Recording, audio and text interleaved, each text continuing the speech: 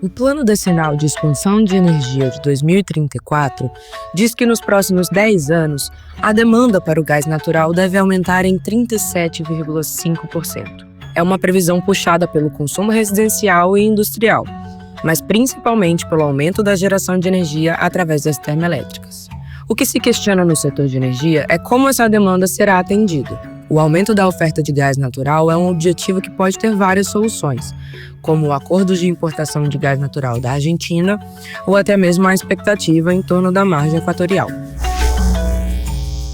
Para conversar sobre esse cenário, o Jauli recebe Allan Kardec do Alib, diretor-presidente da Gasmar, a Companhia Maranhense de Gás e ex-diretor da Agência Nacional de Petróleo, Gás Natural e Biocombustíveis, ANP. Esse podcast é uma parceria com o INTE, o Instituto Brasileiro de Transição Energética. Eu sou Larissa Fafá, analista de energia do Jota. Bom, Allan, seja muito bem-vindo ao nosso podcast. Vou começar perguntando um pouquinho sobre a Gasmar, sobre a empresa. Em fevereiro desse ano, tinha uma previsão ali de chamada pública, né, de compra de gás natural, com a previsão de entrega ali no fim de 2028. Isso acabou saindo um pouco na mídia, porque inicialmente tinha uma previsão de movimentação a partir de São Luís pelo gasoduto Meio Norte, mas isso acabou sendo alterado. Qual é o andamento dessa tomada? Eu primeiro queria recordar o que a gente está fazendo de novidade, porque basicamente desde 2002 e efetivamente 2012, a Gasmar vendia, né? Ela distribuía gás para a eletricidade. Então, agora nós mudamos um pouco. Nós vamos começar agora mesmo, a vender gás para Vale, 250 mil metros cúbicos, não é muito. E nós estamos conversando com a Suzano. Então, tudo isso está dentro de um contexto de indústria, aquilo que eu chamo de industrialização do Maranhão. O que é isso? Você tentar aproveitar os recursos naturais do Brasil. O Brasil é muito rico em gás, tanto onshore como offshore. Então, a ideia justamente dessa chamada pública é isso. É você aproveitar os recursos naturais e pensar antecipadamente. Allan, muito tem se falado, né, sobre interiorização do gás natural. Seja contrário, por entender que pode ter impacto na conta de luz, ou seja favorável, né, por se tratar ali de um combustível de transição energética.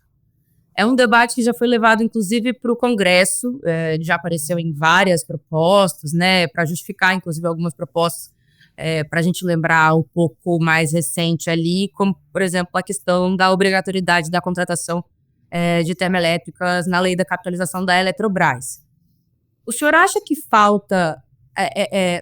que a falta de oferta de gás e a questão do custo da molécula, que a gente sabe que pesa muito para as distribuidoras, ela pode ser mitigada com mais transporte? Olha, o custo da molécula, eu não acredito que ela vai cair por conta de mais transporte. O Brasil tem uma desigualdade gigantesca.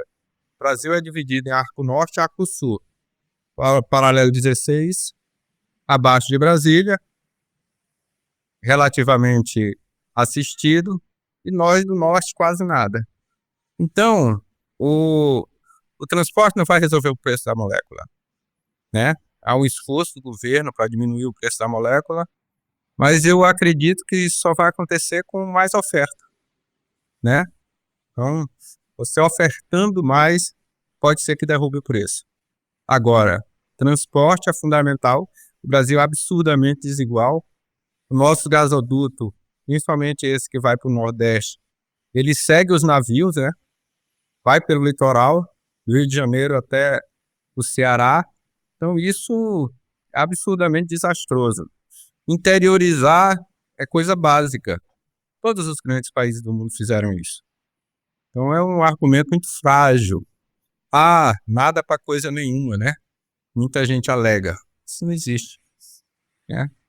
Nada para coisa nenhuma. Se tiver, o pessoal vai usar. Me parece, às vezes, um dilema meio Tostines, assim, né? Tem gente que fala que não usa porque não tem, e tem gente que fala que não tem porque não usa, né? Imagina, eu sempre falo os setores mais populares. O nosso setor aqui ele é muito fechado, né? Difícil às vezes de explicar até para a mãe, para a avó. O que tu faz? Muita gente confunde o que nós estamos fazendo de gás, um gás de cozinha, né? Que é o GLP. Então, é muito complicado você explicar o que acontece no nosso setor. Mas eu adorei a tua metáfora do efeito Tostines. Você tem que ofertar, nós somos Estado. Mas eu ainda vou chegar no assunto de oferta ainda, de gás natural, mas em relação à interiorização e transporte, qual que é uma solução viável? Porque hoje, certamente, da forma como está, essa interiorização não acontece. O que está faltando, então? Olha, o modelo mudou conforme o tempo, né? O mundo é dinâmico. Então, antes a turma queria fazer gasoduto, mas gasoduto só se faz, pelo menos o nosso, que nós estamos pensando no Maranhão, com oferta. Se a gente tiver a termoelétrica lá em São Luís, isso viabiliza o gasoduto ao interior do Maranhão. Então, ali perto do Piauí. Aí fica faltando só um pedaço para conectar o Ceará. Mas, assim, pensando em Brasil, a gente tem que fazer uma norte-sul do gasoduto. Tem que atender o Brasil rico, Brasil do agronegócio. A gente tem que descer com gasoduto, não só ferrovias, né? Porque tu sabes que tem ferrovias, proposta de ferrovias para tudo quanto é lugar, mas não tem proposta de gasoduto. Isso tem que ser acompanhado, na minha opinião. Esse podcast tem o apoio do Instituto Brasileiro de Transição Energética. O INTE é um think tank do setor energético formado por associações de classe dos segmentos de óleo e gás, energia elétrica, combustíveis e derivações. A gestão é autônoma e apartidária. E o objetivo principal do INTE é fortalecer um ambiente propício à discussão sobre energia no Congresso, oferecendo suporte técnico à Frente Parlamentar de Recursos Naturais e Energia.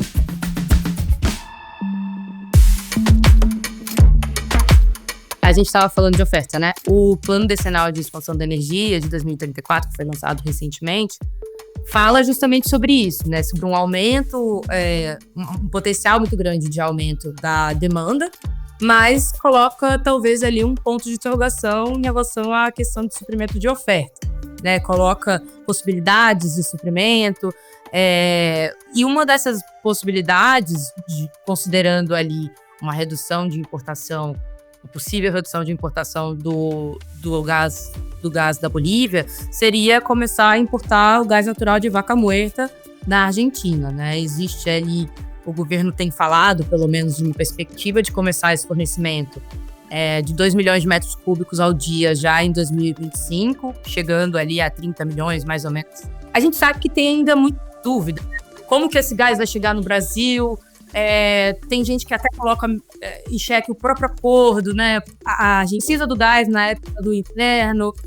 A questão política, né? A variação política ali do país vizinho também pode acabar afetando ou não. O que o senhor acha? Qual que é a leitura que o senhor tem dessa importação de Vaca Muerta? Olha, isso aí é, como tu falaste, uma interrogação. A gente não sabe o que vai acontecer. Mas, fundamentalmente, vai depender de preço. Né, a disputa de preço. Com essa negociação, espera-se que os preços no Brasil diminuam. O gás é um importante insumo para a indústria e o setor reclama que o custo alto prejudica a competitividade do país. O gás desta região na Argentina é cotado a $2 por milhão de BTU, enquanto a expectativa é de que o custo para o Brasil fique entre $7 e $8 por milhão de BTU, bem abaixo do preço médio atual, de $11 e $12. O custo final dependerá da rota de transporte escolhida. Parece-me uma boa ideia. Por quê? Porque você vai artificialmente, seja lá de que jeito for, derrubar o preço, né?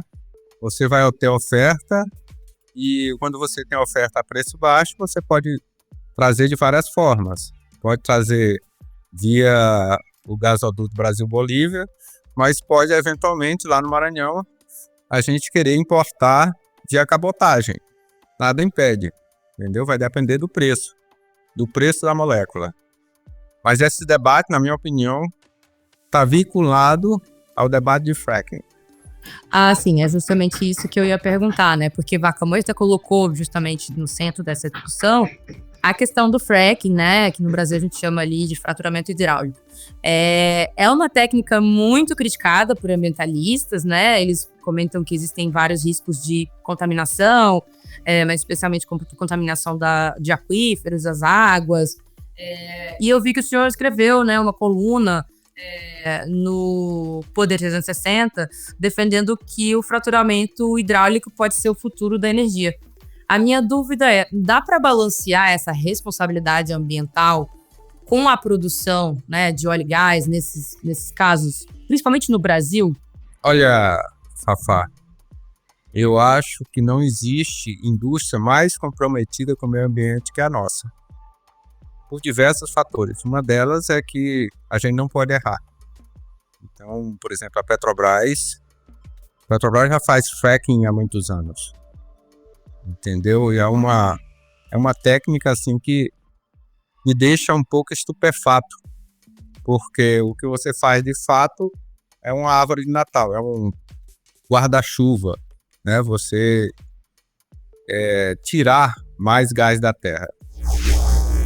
O fracking, que se traduz para fraturamento hidráulico. Esses poços vão até as profundezas do solo e chegam na camada de pedra. Aí um jato fortíssimo de água e produtos químicos é usado para fazer rachaduras na pedra. Essas rachaduras liberam o gás que está lá. Então, para mim, não faz sentido nenhum que esse debate seja dominado por ideologias. No fundo, na minha opinião, ele chega a ser geopolítico, porque me parece, isso é uma opinião pessoal, que há interesses internacionais para que isso não ocorra aqui. Ocorre no Canadá, Estados Unidos, Argentina, deve começar agora na Rússia, então está todo mundo fazendo. Então, acho complicado o Brasil renunciar ao fracking, que é o caminho que ele tem. Quer baixar o preço de molécula? Fracking. Vai querer importar. Como tu disseste, isso é oscilante, né? Se a Argentina mudar de governo, pode simplesmente cortar o fornecimento para a gente. Certo. E aí, o senhor pensa que o fracking daria uma condição de ancorar o preço, né? Porque você tem uma produção um pouco mais firme. Eu tenho mais firme, eu tenho uma opinião que a gente tem mais gás do que petróleo. Porque a gente tem gás onshore e offshore. O petróleo basicamente nosso é offshore. A dificuldade só grande empresa pode fazer. As pequenas não vão poder. Então, um debate que infelizmente se tornou ideológico, mas prejudica o desenvolvimento nacional. O Brasil precisa do fracking. O Brasil precisa de energia. O debate ambiental, vamos fazer, não tem problema. Eu pelo menos tenho trocentos trabalhos em cima do fracking. Estou falando de estudos, não meus, pessoal. Então, acho que tem muito espaço para evoluir. A minha única dúvida em relação à questão do fracking, quando a gente está falando da questão ambiental, é porque seria provavelmente uma atividade que passaria pelo licenciamento estadual, né? Teria que ter um aval ali dos estados e um acompanhamento dos estados, dos órgãos fiscais, né, dos estados. Hoje no Brasil a gente já tem 2 estados que proíbem essa prática, né? Se não me engano, o Paraná e Santa Catarina, eu acho. Santa Catarina. Uhum. E um terceiro, que é o Mato Grosso, que tentou aprovar ali, mas não deu muito certo, que, se eu não me engano, o governador vetou a lei.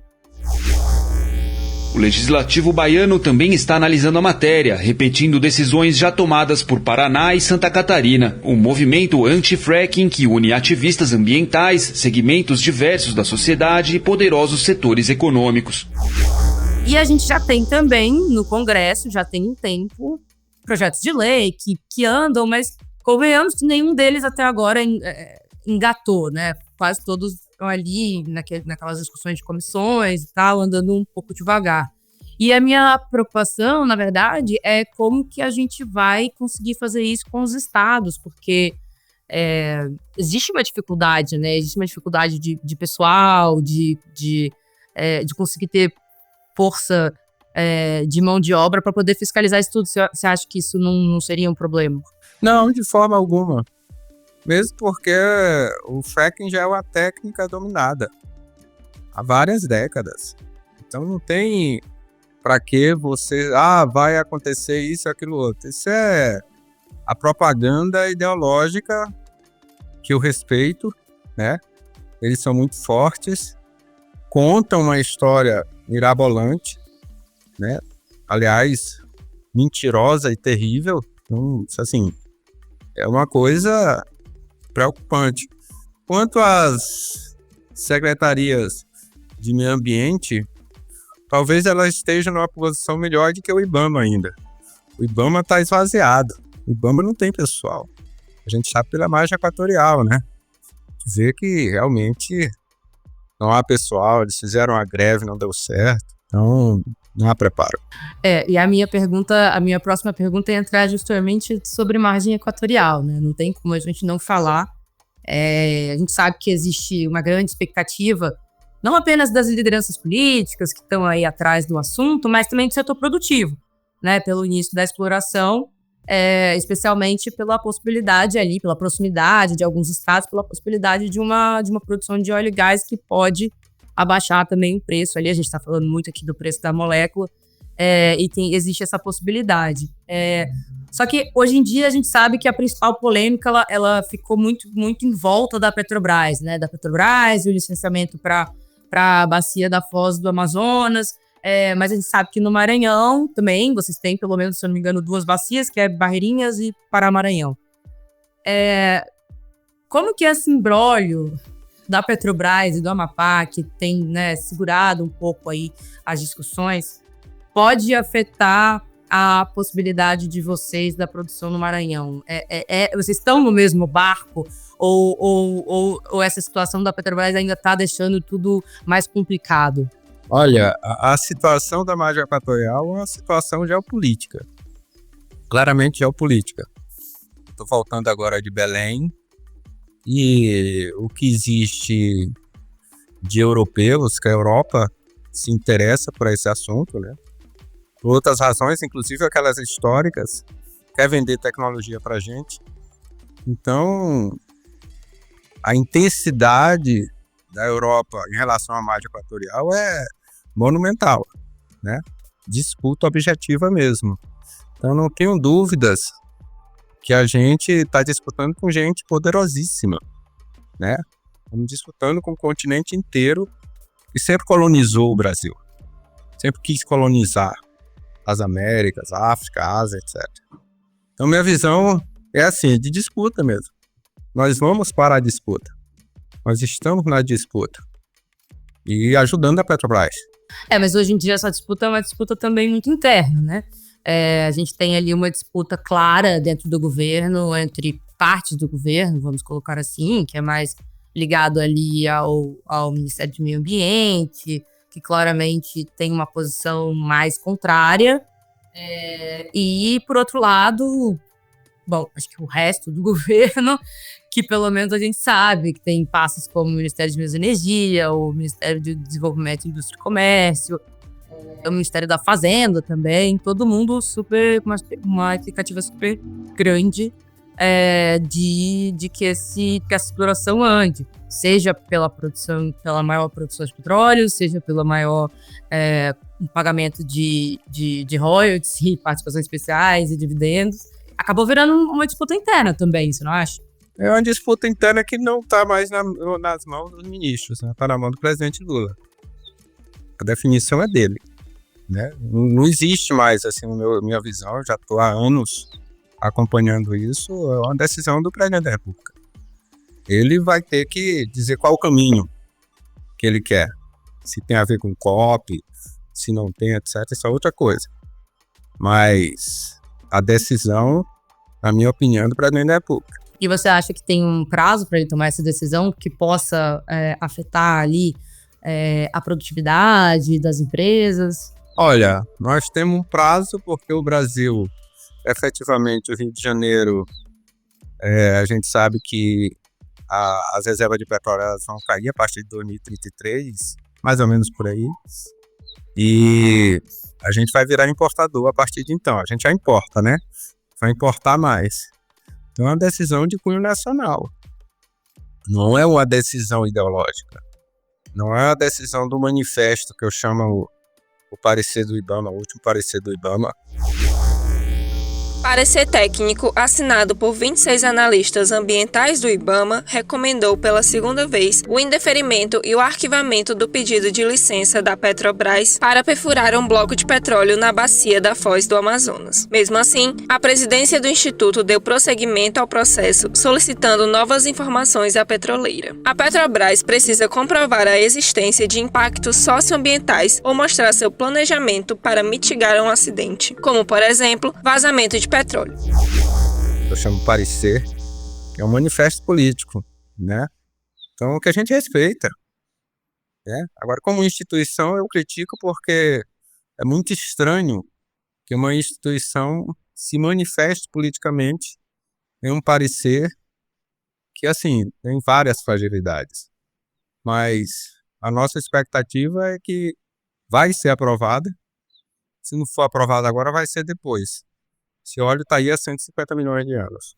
E o que isso significaria para o Maranhão, especificamente? Revolução, né? Nós pretendemos espelhar a Guiana. Nós não somos tão pobres quanto, mas a gente é muito parecido. A gente é parecido com Maricá da década de 70. Então, nós temos uma expectativa muito grande em se tornar esse Rio de Janeiro. Assim, a nossa visão é essa. Para o Maranhão, com duas grandes bacias, uma disputa grande, empresas inclusive abandonaram recentemente, porque essa é a política, né? Empurra, empurra, empurra. Fafá, tu sabe quanto que custou um local, esqueci o nome, de fauna em Belém, que nunca foi usado, nunca entrou um animal, por exigência do IBAMA, que eu acho equivocada, porque nós não somos Rio de Janeiro, nós somos Amazônia, pobre. Então, 50 milhões de reais. E agora, obrigaram a fazer mais um, que a Petrobras falou, em Oiapoque, a 150 milhões de reais. No fundo, é trazer mais despesa. Cada dia mais despesa até que a Petrobras desista, né? Porque é uma coisa meio arbitrária. E em relação a, especificamente, ao setor de gás, existe alguma perspectiva ali do quanto que do Maranhão pode ter de incremento da produção, se caso consiga, né, explorar a região? Olha, tem 2 blocos na bacia de Barreirinhas. Todos os 2 deram gás. Eu tenho falado com a Petrobras, ponderado com eles, que seria uma coisa interessante eles investirem na licença, mas obviamente eles estão preocupados com a licença lá do Amapá. Mas deu gás. Nas 2 deu gás. Então a gente pode ter uma rota 3, rota 1, rota 2 lá no Maranhão com gás. O Maranhão vai... Quando não dá para dizer, né, ainda? Não, porque a licença está travada, né? Desde 2013, há 11 anos. A licença está travada, então fica nessa coisa. Inclusive, Fafá, a gente está pensando em acionar o TCU.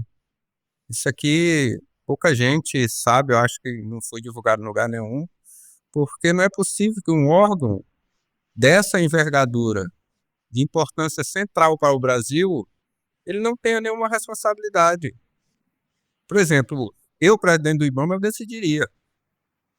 Porque veio de baixo, você não pode retornar para debaixo de novo. Você decide. Então, o que está acontecendo? Por que não se toma providências no Brasil? Então, nós estamos pensando em acionar o TCU para entrar e questionar o IBAMA. Por que mesmo esse atraso todo? Não quer, então devolve. Mata. Agora, da forma que está, não dá. 11 anos para liberar uma licença. Então, vocês acham que vocês vão ir para questionar? Bom, se eu não me engano, o Ministério Público do Amapá fez alguma coisa parecida no sentido de questionar ali a demora, né? Essa demora de muito tempo e essa, como você falou, essa essas várias etapas que vão e voltam ali para poder fazer a decisão que até agora realmente está sendo feita uma avaliação do pedido de reconsideração da Petrobras. Alan, muito obrigada, viu?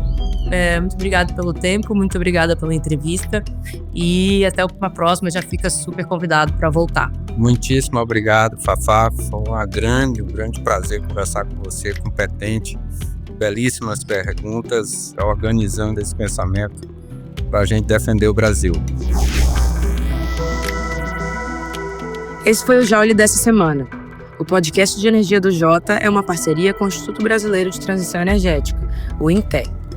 A produção é do Estúdio Jota, a nossa área para guiar marcas a pautar o debate público e impactar tomadores de decisão. Nesse programa colaboraram João Guilherme Lacerda, Letícia Paiva, Tiago Aguiar e André Rossi. Foram usados áudios do Infomoney, Globo, Brasil de Fato e Jornal O Povo. Até a próxima!